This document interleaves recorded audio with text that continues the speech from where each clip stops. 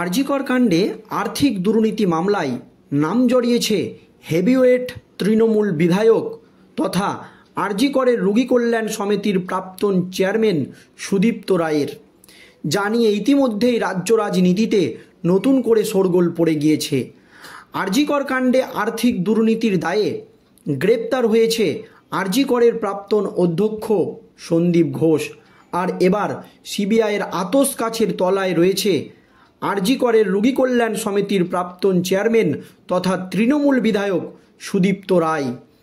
দর্শক, এই সুদীপ্ত রায়ের বিরুদ্ধে আগেই গুরুতর এবং মারাত্মক অভিযোগ সামনে এনেছিলেন রাজ্যের বিরোধী দলনেতা শুভেন্দু অধিকারী।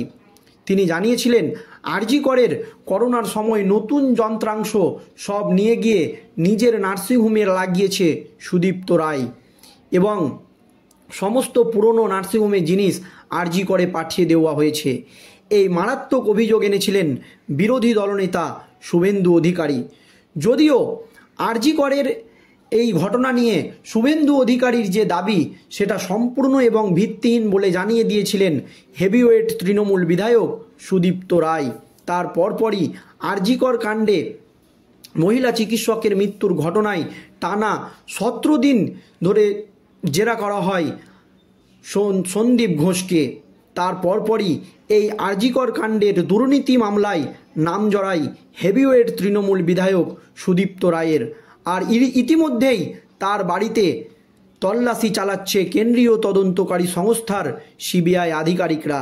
সেখান থেকে চাঞ্চল্যকর নথি কেন্দ্রীয় তদন্তকারী সংস্থার সিবিআই আধিকারিকদের হাতে উঠে এসেছে। কী নথি উঠে এসেছে এবং কেন গ্রেপ্তারের আশঙ্কা করা হচ্ছে, দর্শক আজকের এই প্রতিবেদনে আপনাদেরকে জানাবো। আরজিকর কাণ্ডে বর্তমানে সরগরম বাংলা। চিকিৎসক ধর্ষণ ও খুনের ঘটনার পর শিরোনামে উঠে এসেছে আর্থিক দুর্নীতির অভিযোগ। ইতিমধ্যেই এই মামলায় গ্রেপ্তার হয়েছে আরজিকরের প্রাক্তন অধ্যক্ষ সন্দীপ ঘোষ। এবার শোনা যাচ্ছে ইডির আতস কাছের তলায় রয়েছে শ্রীরামপুরের হেভিওয়েট তৃণমূল বিধায়ক তথা আরজিকরের রোগী কল্যাণ সমিতির প্রাক্তন চেয়ারম্যান সুদীপ্ত রায়।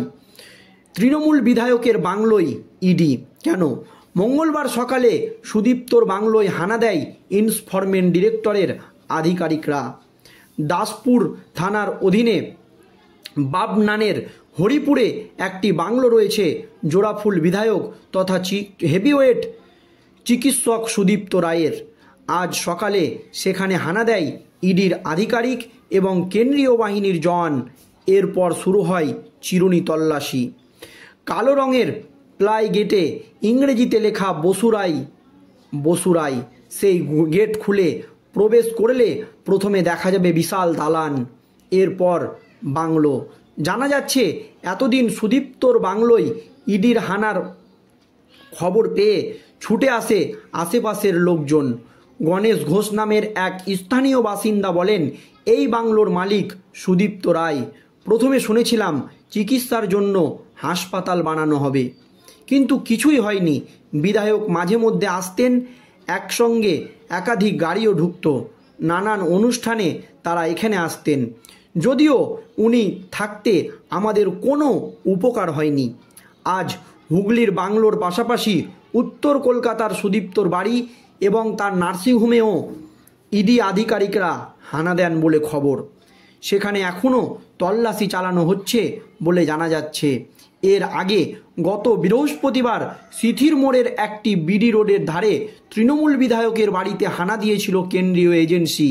সেই দিন দীর্ঘক্ষণ তল্লাশি অভিযান চালানো হয়। উল্লেখ্য, আরজিকর হাসপাতালে মহিলা চিকিৎসকের ধর্ষণ ও খুনের ঘটনার পর থেকেই হাসপাতালের অন্দরে চলতে থাকা নানান দুর্নীতির অভিযোগ প্রকাশ্যে আসতে শুরু করে। দুর্নীতির মামলায় ইতিমধ্যেই গ্রেপ্তার হয়েছে সন্দীপ ঘোষ। এবার শোনা যাচ্ছে তৃণমূলের হেভিওয়েট বিধায়ক সুদীপ্ত রায়ও কেন্দ্রীয় এজেন্সির স্ক্যানারে রয়েছে। জানা যাচ্ছে এর আগে আরজিকরের প্রাক্তন ডেপুটি সুপার আক্তার আলী যাদের বিরুদ্ধে অভিযোগ এনেছিলেন তাদের মধ্যে অন্যতম ছিলেন সুদীপ্ত। এবার তার বাংলোতেই হানা দিলেন ইডির আধিকারিকরা। আর হানা দিয়েই চাঞ্চল্যকর সব তথ্য সামনে আসতে শুরু করেছে। শুধুমাত্র সুদীপ্তর সিথির বাড়িতেই নয়, আজ কলকাতা হুগলি সহ একযোগে মোট 6টি জায়গায় হানা দিয়েছে ইডি। বালিগঞ্জ সার্কুলার রোডের রাধানিকেতন অ্যাপার্টমেন্ট মেডিকেল সরঞ্জাম বিক্রেতা সন্দীপ জৈনের অফিসে সকাল 6:30 থেকে শুরু হয় তল্লাশি। অ্যাপার্টমেন্টের একতলায় শ্রীয়স ট্রেডিং কোম্পানি নামে একটি অফিস রয়েছে সন্দীপের। এই সংস্থা থেকে আরজিকর হাসপাতালে চিকিৎসা সরঞ্জাম ও বিভিন্ন রকম যন্ত্র যেত বলে ইডি সূত্রের খবর। এছাড়া আরজিকর হাসপাতালের অক্সিজেন প্ল্যান্টের রক্ষণাবেক্ষণে দায়িত্ব পেয়েছিল সন্দীপের সংস্থা।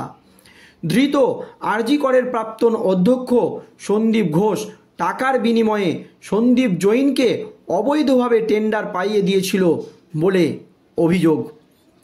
এর আগে লেক টাউনের কান্দিতেও অকটেন মেডিকেলের মালিক দেবদত্ত চট্টোপাধ্যায়ের অফিসে হানা দিয়েছিল ইডি। অন্যদিকে সুদীপ্ত রায়ের বাড়ি ছাড়াও তার বাড়ি লাগোয়া নার্সিংহোমে চলছে তল্লাশি। পাশাপাশি হুগলির দাঁতপুরে তার বাগান বাড়িতেও ইডির কয়েকজন অফিসার গিয়েছে বলে সূত্রের খবর। সুদীপ্ত শ্রীরামপুরের তৃণমূল বিধায়ক, তিনি আরজিকর হাসপাতালের রোগী কল্যাণ সমিতির চেয়ারম্যান, তিনি রাজ্যের হেলথ রিক্রুটমেন্ট বোর্ডের সদস্য এবং ওয়েস্ট বেঙ্গল মেডিকেল কাউন্সিলিংয়ের প্রাক্তন সভাপতিও বটে। যেহেতু তিনি তৃণমূলের বিধায়ক এবং গুরুত্বপূর্ণ রাজ্য সরকারের হেলথ ডিপার্টমেন্টের পদে রয়েছেন, এই আবহে যদি এই সুদীপ্ত রায় গ্রেপ্তার হয় তাহলে কিন্তু রাজ্যের শাসক দল তৃণমূল কংগ্রেসের মুখ পুড়বে। সুদীপ্ত রায়ের বিরুদ্ধে অভিযোগ তুলেছিলেন রাজ্যের বিরোধী দলনেতা শুভেন্দু অধিকারী। তিনি বলেছিলেন আরজিকর হাসপাতালের যন্ত্রপাতি নিজের নার্সিংহোমে নিয়ে গিয়েছে তৃণমূল নেতা। যদিও এই অভিযোগ অস্বীকার করে সুদীপ্ত বলেন, আমার নার্সিংহোমে 1974 সাল থেকে 74 সালে বাম আমলের তৈরি করা, কেউ চাইলেই যাচাই করে নিতে পারেন আমি এমনি এরকম বলছি কিনা। শুভেন্দুর অভিযোগের ভিত্তিতে না হলেও আরজিকরের আর্থিক দুর্নীতি মামলায় সন্দীপ রায়ের নাম উঠে এসেছে। প্রশ্ন উঠছে, এতদিন ধরে তিনি দুর্নীতির সঙ্গে যুক্ত থাকলেও হাসপাতালের রোগী কল্যাণ সমিতির ব্যবস্থা স্বাস্থ্য ভবনের তরফ থেকে কোনো পদক্ষেপ নেওয়া হয়নি। আজ ইডি আধিকারিকরা সুদীপ্ত রায়ের বাড়ি থেকে বেশ কিছু গুরুত্বপূর্ণ নথি সংগ্রহ করেছে বলে সূত্রের খবর। এখন তিনি আগামী দিনে কি গ্রেপ্তার হতে পারেন, এই প্রশ্ন উঠে গিয়েছে রাজনৈতিক মহলে। এই নিয়ে উৎকণ্ঠায় তৃণমূল শিবির। কারণ যে সমস্ত হেভি পদে ছিলেন এই তৃণমূল বিধায়ক, তিনি যদি গ্রেপ্তার হয় তাহলে কিন্তু আরজিকর কাণ্ডে এমনিতেই শাসক দলের যে জনপ্রিয়তা সেটা তলানিতে এসে ঠেকেছে। কিন্তু এই সুদীপ্ত রায় গ্রেপ্তার হলে কিন্তু শাসক দল তৃণমূল কংগ্রেসের মুখ পুড়বে। দর্শক, এই নিয়ে আপনাদের মতামত অবশ্যই ভিডিওর কমেন্ট বক্সে জানাবেন। ধন্যবাদ।